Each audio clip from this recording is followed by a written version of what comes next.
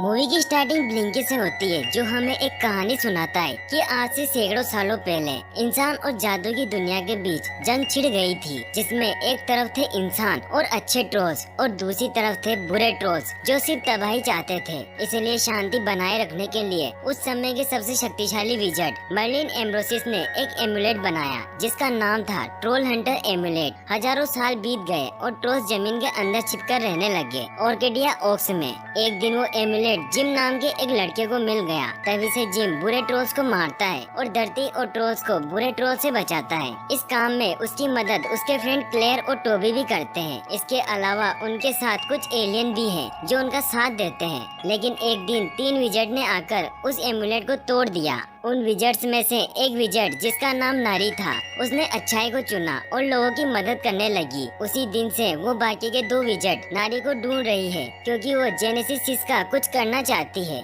जिसका इस्तेमाल वो किस लिए करेंगे वो किसी को नहीं पता, पर वो किसी बुरे काम के लिए ही होगा। और अब दुनिया बहुत बड़े खतरे में है। लेकिन क्या जिम बिना एमुलेट के दुनिया को बचा पाएगा? फिर सीन नारी और डुक्सी पर शिफ्ट होता है, जो ट्रेन में जा रहे होते हैं और उनके हाथ में एक पिंजरा होता है जिसमें एक बर्ड होती है, जो कि असल में एक ड्रैगन होता है जिसका नाम आर्ची है। तभी वहाँ वो विजर्ड आ जाते हैं, जिनके नाम बेलरोग और स्केल होते हैं। बेलरोग एक फायर विजर्ड है और स्केल एक आइस विजर्ड है। उनसे बचने के लिए डुक्सी अपनी छड़ी से स्केल और बेलरोग से लड़ने लगता है। तभी वहाँ पर क्लेयर और जिम भी आ जाते हैं। दूसरी तरफ क्रेल और स्टीव ट्रेन पर रेडिएशन छोड़ने की कोशिश कर रहे होते हैं, जिससे स्केल और बेलरोग की मैजिक पावर खत्म हो जाएगी। लेकिन इसके लिए ट्रेन को रोकना पड़ेगा और इस काम के लिए टोबी और आर्ची को ट्रेन के कंट्रोल रूम में भेजा जाता है। लेकिन टोबी ऐसा नहीं कर पाता और उससे कंट्रोल टूट जाता है, जिससे टाइम पर क्रेल और स्टीव रेडिएशन नहीं छोड़ पाते। दूसरी तरफ बेलरोग और स्केल सब पर भारी पड़ रहे थे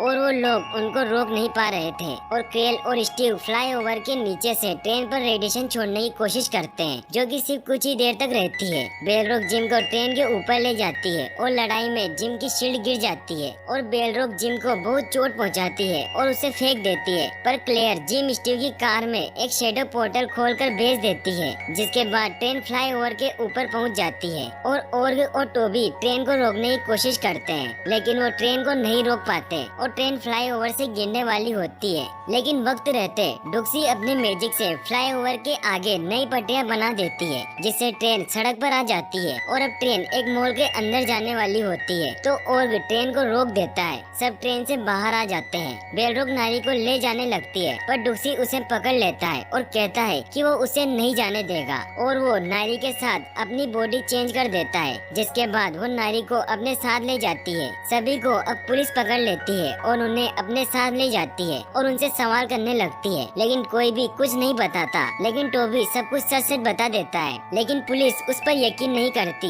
इसके बाद वहाँ 3 लोग आते हैं, जिसमें से एक का नाम टेरन होता है, जो कि एक एलियन है, और बाकी के 2 रोबोट होते हैं। वो लोग पुलिस को कहते हैं कि वो CIA एजेंट हैं और उनके पास वारंट है उनको ले जाने का। लेकिन तभी एक आदमी, जो कि एक रोबोट था, वो खराब हो जाता है, जिसका पता पुलिस को लग जाता है। लेकिन नारी, जो कि अभी डुक्सी की बॉडी में होती है, वो एक फ्लावर पॉट से बहुत सारे प्लांट्स निकालकर पुलिस को रोक लेती है और टेरन उन्हें अपने उड़ने वाले महल में ले जाता है। सीन तभी जिम पर शिफ्ट होता है, जिसकी 3 पसलियां टूट चुकी थी। उसके साथ उसकी मोम बारबरा भी होती है। जिम का हौसला टूट चुका था, क्योंकि बेलरोग ने उसे कहा था कि वो एमुलेट के बिना कोई हीरो नहीं है, जिस बात को वो अपने दिल पर ले बैठा है। उसके दिल को हल्का करने के लिए उसकी मोम उसे बताती है कि उसने और वोल्टर ने एंगेजमेंट कर ली है और वो अब शादी करने वाले हैं। दूसरी तरफ वहाँ टेरन की बहन अजा आती है, जो कि सब एलियन की रानी होती है, और उसके साथ एली भी होता है। अजा को देखकर स्टीव भागकर उसे किस कर लेता है और अजा उसे बताती है कि ये उनकी साथी किस थी और उनकी एलियन लैंड के हिसाब से उनके बच्चे होंगे। और सबसे फनी बात तो ये थी कि प्रेग्नेंट अजा नहीं बल्कि स्टीव होगा। और तभी स्टीव प्रेग्नेंट हो जाता है, जिसके बाद उन सबकी मीटिंग शुरू हो जाती है और जिम भी मीटिंग ज्वाइन करता है। ब्लिंकी बताता है कि बेलरोग और स्केल नारी को इसलिए ढूंढ रहे हैं ताकि वो तीनों मिलकर जेनेसिस की मदद से अर्थ का पुनर्जन्म कर सके। इसका मतलब ये था कि वो विजर्ड अर्थ को तबाह कर देंगे और इसके बाद सब कुछ दोबारा से शुरू होगा। तभी हम देखते हैं कि स्केल और बेलरोग ने नारी को पकड़ा होता है और वो जेनेसिस के पास जाकर उसको एक्टिवेट करने की कोशिश करते हैं, पर कुछ भी नहीं होता, क्योंकि नारी की बॉडी में तो डुक्सी था। जब बेलरोग और स्केल को इस बात का पता चलता है, तो वो अपने मैजिक से डुक्सी का मैजिक तोड़ने लगते हैं, जिससे उसको बहुत तकलीफ होती है। और दूसरी तरफ डुक्सी की बॉडी में से नारी निकलने लगती है। जाते जाते नारी कहती है कि ट्रोल हंटर 9th कॉन्फ़िगरेशन बनाओ, क्रोनोस्फीयर ही बिगड़े को बनाएगा। ऐसा कहते ही डुक्सी की बॉडी से नारी चली जाती है। पर जिम कहता है कि वो अब कोई ट्रोल हंटर नहीं रहा, क्योंकि उसके पास एमुलेट नहीं होता। अब अजा उसे एक एमुलेट देती है, जिसको उन्होंने मर्लिन के एमुलेट जैसा बनाया होता है। और उस एमुलेट में उसने अपने प्लेनेट का स्टोन डाला था। वापस आकर डुक्सी सबको बताता है कि बेलरोग और स्केल ने उसको कहाँ रखा था। तो वह बताता है कि वो जगह राउंड हाउस थी, यानी कि ट्रेन के बदलने की जगह। लेकिन ऐसी जगह नॉर्थ अमेरिका में बहुत थी। तो क्लेयर कहती है कि वो नारी से कनेक्ट होकर शेडो पोर्टल से वहाँ चली जाएगी, और वो ऐसा ही करती है।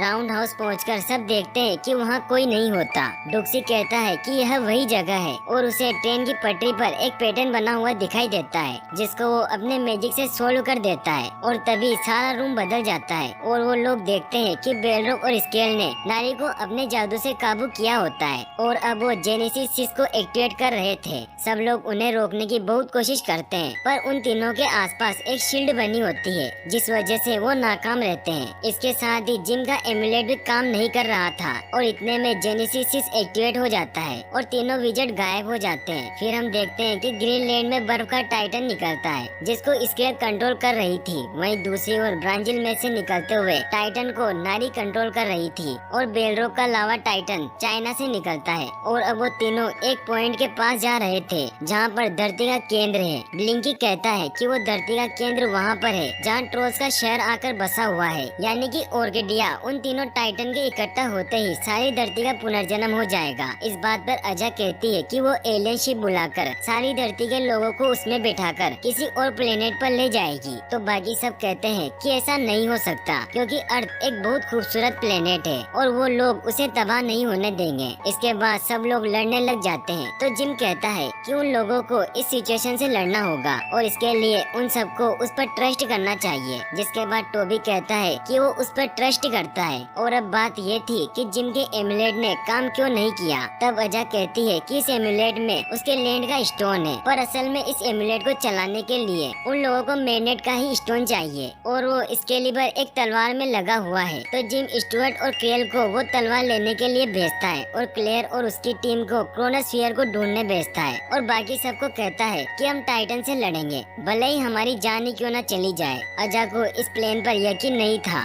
तो वो टेरेन से कहती है कि वो एलियन शिप को बुला ले, ताकि अगर जिम का प्लेन नाकाम किया तो वो सब लोगों को एलियन शिप में डालकर दूसरे प्लेनेट पर ले जाएंगे। फिर सब लोग अपनी अपनी टीम के साथ चले जाते हैं। सबसे पहले आर्ची अपने फादर के पास जाता है, जो उसे कहते हैं कि क्रोनोस्फीयर एक ट्रोल ड्रैगन के पास है, जिसका नाम जोंगशी है, और वो हर वक्त क्रोनोस्फीयर में देखता रहता है, क्योंकि उसे डर है कि कहीं क्रोनोस्फीयर उसे मौत न दिखा दे। चार्ली उसे नहीं ढूंढना चाहता, पर आर्ची कहता है कि इससे वो साथ में टाइम स्पेंड कर सकते हैं, और मेरे साथ ब्लिंकी भी चलेंगे। तो चार्ली मान जाता है, क्योंकि ब्लिंकी को ऊंचाई से डर लगता था, इसीलिए चार्ली ब्लिंकी को बहुत डराता है। वो हांगकांग पहुंच जाते हैं, और ब्रिज के नीचे से गेट बनाकर उसमें से चले जाते हैं, जहाँ पर जोंगशी होता है। उसके अंदर जाते ही जोंगशी चार्ली को क्रोनोस्फीयर में देख रहा होता है, और वो चार्ली का बहुत बड़ा दुश्मन होता है, इसलिए गार्ड्स आकर उन सभी को पकड़ लेते हैं। दूसरी तरफ डुक्सी, नमोरा और आर्ग नारी के टाइटन के पीछे होते हैं, और उसे रोकने की कोशिश करते हैं, पर कुछ भी नहीं होता। फिर एक वाइन डुक्सी को दूर फेंकती है, पर वक्त रहते ही आर्ग उसे पकड़ लेता है और बचा लेता है। जिसके बाद नमोरा नारी के पास पहुंच जाती है, पर नारी उसको अपनी पावर से वाइन में जकड़कर मार देती है। वहीं दूसरी तरफ जिम और टोबी अजा फोर्ट को ग्रीनलैंड में ले जाते हैं, और स्केल के टाइटन को रोकने की कोशिश करते हैं, पर टाइटन पर किसी भी तोप के गोले का कोई असर नहीं होता। फिर अजा अपनी शिप में बैठकर उससे लड़ने जाती है, पर स्केल अपने ऊपर एक शील्ड बनाकर बच जाती है। बाद में वोल्टर जिम को एक रस्सी के जरिए टाइटन के पास पहुंचाने की कोशिश करता है, पर रस्सी की हुक निकल जाती है और जिम नीचे गिर जाता है। वोल्टर पकड़कर जिम को जमीन पर गिरने से बचा लेता है, पर इसमें उसके पंख बर्फ में जम जाते हैं। फिर वोल्टर जिम से बॉम्ब लेकर टाइटन के पास चला जाता है, जिससे कि टाइटन में एक ब्लास्ट होता है और टाइटन टूट जाता है, पर इसमें वोल्टर की जान चली जाती है, पर टाइटन दोबारा से जिंदा हो जाता है। इसके बाद अजा जिम और टोबी को लेकर हांगकांग चली जाती है, क्योंकि वो क्लेयर से कांटेक्ट नहीं कर पा रहे थे। वहाँ पर वो देखते हैं कि फायर टाइटन ने तबाही मचाई हुई है, और वो ब्रिज को तोड़ने वाला होता है। उससे लड़ने के लिए वर्वातोस नाम का एक एलियन एक बहुत बड़ा गन रोबोट लेकर आता है और वो बेलरोक के टाइटन से लड़ने लग जाता है और गन रोबोट फायर टाइटन को मार देता है, पर फायर टाइटन फिर से जिंदा हो जाता है और वो गन रोबोट से लड़ाई करने लगता है, लेकिन गन रोबोट बहुत ही डैमेज हो जाता है और एंड में बेलरोक टाइटन की मदद से गन रोबोट पर बहुत सारा लावा डाल देती है, जिससे वो पूरी तरह से जल जाता है और वक्त रहते वर्वातोस बाहर आ जाता है। फिर फायर टाइटन ब्रिज को तोड़ने वाला ही होता है और अजा कहती है कि उन सबको वहाँ से चले जाना चाहिए, पर जिम क्लेयर को ढूंढना चाहता है और जिम और टोबी वहीं रुक जाते हैं और अजा वर्वातोस के साथ एक शिप में चली जाती है। जोंगशी ने चार्ली और बाकी सबको पकड़ लिया होता है क्योंकि वो जानता था कि वो सब उससे क्रोनोस्फीयर लेने आए हैं। इसके बाद सब लोग गार्ड से लड़ने लग जाते हैं और आर्ची जोंगशी से क्रोनोस्फीयर ले लेता है और वहाँ से भाग निकलते हैं, पर गेट के पास पहुँचते ही वहाँ जोंगशी आ जाता है और उनसे क्रोनोस्फीयर ले लेता है, जिसमें वो देखता है कि उसके ऊपर बहुत सारी चट्टानें गिरने वाली है और होता भी ऐसा ही है। जिसके बाद वो उससे क्रोनोस्फीयर ले लेते हैं। फिर ब्लिंकी स्टोन से गेट बनाने लगता है तो स्टोन टूट जाता है। तब बाहर से जिम गेट बनाता हुआ देख लेता है और बाहर से स्टोन का हिस्सा लेकर के गेट पूरा कर लेता है, लेकिन इसमें जिम का हाथ जल जाता है। गेट के अंदर से क्लेयर और ब्लिंकी तो बाहर आ जाते हैं, पर चार्ली को गार्ड्स पकड़ लेते हैं और साथ ही गेट बंद होने लगता है। आर्ची भी चार्ली को बचाने अंदर ही रह जाता है, पर तभी ब्रिज टूट जाता है, लेकिन क्लेयर शेडो पोर्टल से सबको बचा लेती है और अजा वहाँ आकर सबको शिप में ले जाती है और सब लोग आर्केडिया पार्क के पास पहुँच जाते हैं, जो आर्केडिया से कुछ ही दूर होता है। अब किसी को कुछ समझ नहीं आता कि क्रोनोस्फीयर से सब कैसे सही होगा। तभी डुक्सी कहता है कि उसको नारी से बात करनी है, जिससे कि वो नारी को विजेट के मैजिक से बाहर निकाल पाए। तभी जिम क्लेयर और डुक्सी शेडो पोर्टल की मदद से नारी के पास पहुंच जाते हैं। वहां पर जाते ही बहुत सारे वाइन्स उनके पास आ जाती है और उन्हें पकड़ने लगती है और डुक्सी नारी को होश में लाने की कोशिश करता है। इतने में उन्हें सारी वाइन पकड़ लेती है, पर तभी डुक्सी नारी का हाथ पकड़ लेता है, जिससे नारी होश में आ जाती है। नारी फिर से उन लोगों को फिर से वही बात कहती है कि ट्रोल हंटर 9 कॉन्फ़िगरेशन बनाओ, क्रोनोस्फीयर ही बिगड़ी को बनाएगा, लेकिन जिम को कुछ समझ नहीं आता। फिर क्लेयर स्केल के टाइटन को रोकने के लिए नारी के टाइटन को उसके पास ले जाती है, जिसके बाद स्केल और नारी के टाइटन में फाइट होने लगती है और नारी स्केल को पहाड़ से गिरा देती है। इसके बाद जब वो उससे लड़ने जाती है तो स्केल का टाइटन नारी के टाइटन के पेट में वार कर देता है और नारी भी स्केल के टाइटन के दिल में वार कर देती है, जिसके बाद नारी बर्फ में और स्केल वाइन में बदलकर मर जाते हैं और टाइटन वहीं रुक जाते हैं। तभी सब देखते हैं कि बेलरोक वाला टाइटन अभी भी आर्केडिया की तरफ आ रहा है। तब उन्हें पता चलता है कि ब्लिंकी ने बुक का एक पेज तो पढ़ा ही नहीं था, जो कि फफूंद से चिपका हुआ था,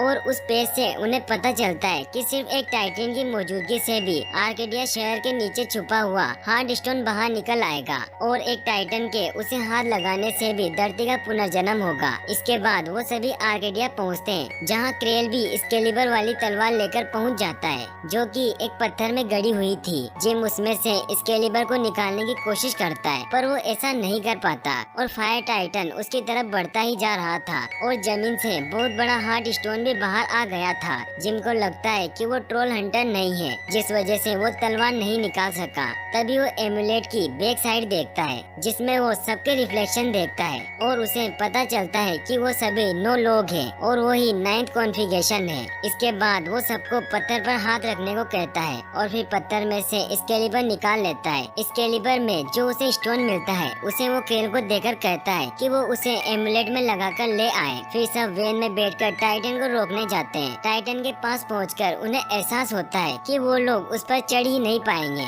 तब डुक्सी अपने मैजिक से सबके हाथों और पैरों को मैग्नेट जैसा बना देता है, जिसके बाद वो सब टाइटन पर चढ़ जाते हैं, लेकिन टोबी ऐसा नहीं कर पाता और वो वेन पर ही चिपक जाता है। टाइटन के ऊपर पहुंचकर वो बेलरोक से लड़ने की कोशिश करते हैं, पर बेलरोक बहुत ताकतवर होती है और वो सबको हराकर टाइटन से नीचे फेंक देती है और अकेला जिम ही टाइटन के ऊपर रह जाता है। इसी बीच क्रेल एमुलेट में एक्सकेलिबर का स्टोन डाल देता है, पर वो एक्टिवेट नहीं हो रहा था। फिर बेलरोक जिम से कहती है कि वो अभी भी कमजोर इंसान है और सिर्फ अपने एमुलेट की वजह से हीरो बनता है। तब जिम कहता है कि उसे हीरो बनने के लिए उसे एमुलेट की जरूरत नहीं है और ऐसा कहते ही वो एमुलेट एक्टिवेट हो जाता है और जिम के पास आ जाता है, जिसके बाद में वो एक ट्रोल हंटर में बदल जाता है और बहुत ताकतवर हो जाता है। वो एक्सकेलिबर स्वॉर्ड लेकर उससे लड़ने लग जाता है, लेकिन इस बार बेलरॉक कमजोर थी। इतने में टोबी वेन लेकर टाइटन के पास आ जाता है, जिसमें रेडिएशन डिवाइस होता है। जिम बेलरॉक की छड़ी तोड़ देता है और जब वो बेलरॉक पर दूसरा वार करने वाला होता है तो बेलरॉक अपनी छड़ी से जिम के पेट में छड़ी भर देती है। पर इससे पहले कि टाइटन हार्ट स्टोन को टच कर पाता, रेडिएशन बेलरॉक के ऊपर आ जाती है और उसकी सारी शक्तियाँ चली जाती है। फिर जिम अपने एक्सकेलिबर से बेलरॉक को मार डालता है और ऐसा करते ही फायर टाइटन और हार्ट स्टोन टूट जाते हैं। सबको लगता है कि जिम मर गया है, लेकिन वो जिंदा बचकर आ जाता है। जिसके बाद वो लोग देखते हैं कि स्टीव ने पूरे 7 बच्चों को जन्म दिया है और जिम देखता है कि टोबी कहीं पर भी नहीं है, तो वो टोबी को ढूंढने जाता है। टोबी वेन में अपनी आखिरी सांसें गिन रहा होता है और वो जिम से कहता है कि उसने उसे बहादुरी सिखाई है। जिसके बाद उसकी जान चली जाती है। जिम को फिर नारी की दूसरी बात याद आती है कि क्रोनोस्फीयर ही बिगड़ी को बनाएगा और जिम क्रोनोस्फीयर को तोड़ देता है और उसमें से एक लाइफ जेम निकलता है और सभी को नारी की बात से पता चलता है कि इस जेम से सब कुछ पहले जैसा हो जाएगा और हम समय में पीछे चले जाएंगे और ये सारी बातें सिर्फ ट्रोल हंटर को ही याद रहेगी। जिस पर डुक्सी कहता है कि इससे बात और ज्यादा बिगड़ सकती है क्योंकि हमने बहुत मुश्किल से दुनिया को बचाया है। फिर ब्लिंकी कहता है कि हमने अपने इतने सारे दोस्तों को खोया है, इसीलिए ऐसा करने से सब चीजें अलग तरह से होगी। सभी एक दूसरे से गले मिलते हैं और फिर जिम उस जेम को एमुलेट में डाल देता है और वो एक्टिवेट हो जाता है। फिर हम देखते हैं कि जिम उस टाइम में पहुंच जाता है जब उसे सबसे पहली बार एमुलेट मिला था, लेकिन किसी को कुछ याद नहीं रहता, बस जिम को पता होता है। जिम अब सब कुछ अलग तरीके से करता है। वो टोबी को कहता है कि नहर के रास्ते से जाना। टोबी नहर के रास्ते से होते हुए जाता है जहाँ उसे एमुलेट मिलता है और यहीं पर मूवी एंड हो जाती है। और गाइस, अगर आप ऐसी और वीडियोस देखना चाहते हैं तो डिस्क्रिप्शन में दी गई लिंक्स पर क्लिक करके वॉच कर सकते हैं। और वीडियो पसंद आई हो तो लाइक और सब्सक्राइब जरूर कर लें। Thanks for watching, thanks for your support.